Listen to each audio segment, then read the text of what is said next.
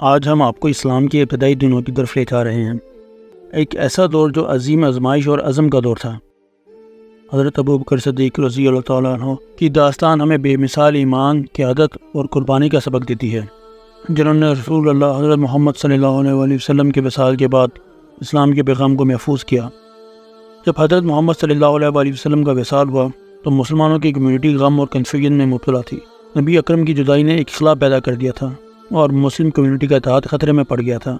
ایسے میں حضرت ابوبکر صدیق نبی کریم کے قریبی ساتھی اور مخلص دوست تھے، آگے آئے اور انہوں نے لوگوں کو سنبھالا۔ غم کی اس گھڑی میں حضرت ابوبکر صدیق نے ایک یادگار تقریر کی۔ ان کے اس پیغام نے مسلمانوں کو حوصلہ دیا اور مستقبل کی راہیں ہموار کی۔ حضرت ابوبکر صدیق کو پہلا خلیفہ منتخب کیا گیا، لیکن چیلنجز بہت زیادہ تھے۔ نبی کریم صلی اللہ علیہ وسلم کے بعد کئی قبیلوں نے زکوٰۃ دینے سے انکار کر دیا اور یہاں تک کئی قبیلوں نے اسلام کو چھوڑنا شروع کر دیا۔ ان مسائل سے اسلامی ریاست کی بنیادوں کو شدید خطرہ تھا۔ کچھ قبیلوں نے زکوٰۃ کو نبی کریم صلی اللہ علیہ وسلم کی ذاتی ہدایت سمجھا اور زکوٰۃ کو ریاست کے لیے دینے سے انکار کر دیا۔ دیگر صحابہ کے مشورے کے باوجود حضرت ابوبکر صدیق نے ایک مضبوط موقف کو اپنایا۔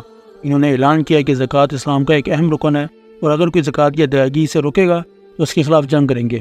یہ ایک جرأت مندانہ فیصلہ تھا اور اس نے اسلام کے اتحاد اور سالمیت کو برقرار رکھنے کا پیغام دیا۔ بغاوت کے خلاف حضرت ابوبکر صدیق نے جنگیں شروع کی، جس سے عرب قبائل میں دوبارہ اسلام کا اثر رسوخ قائم ہوا۔ ان کا یہ قدم ثابت کرتا ہے کہ اسلام صرف ایک روحانی راستہ نہیں ہے بلکہ ایک متحدہ معاشرتی کمیونٹی بھی ہے۔ حضرت ابوبکر صدیق کی قیادت نے مسلم کمیونٹی کی بقا اور اتحاد کو یقینی بنایا۔ ان کا دور بہت مختصر ہونے کے باوجود اسلام کے لیے ایک ایسی بنیاد فراہم کر گیا جس پر اسلام کا پیغام پھیلتا رہا۔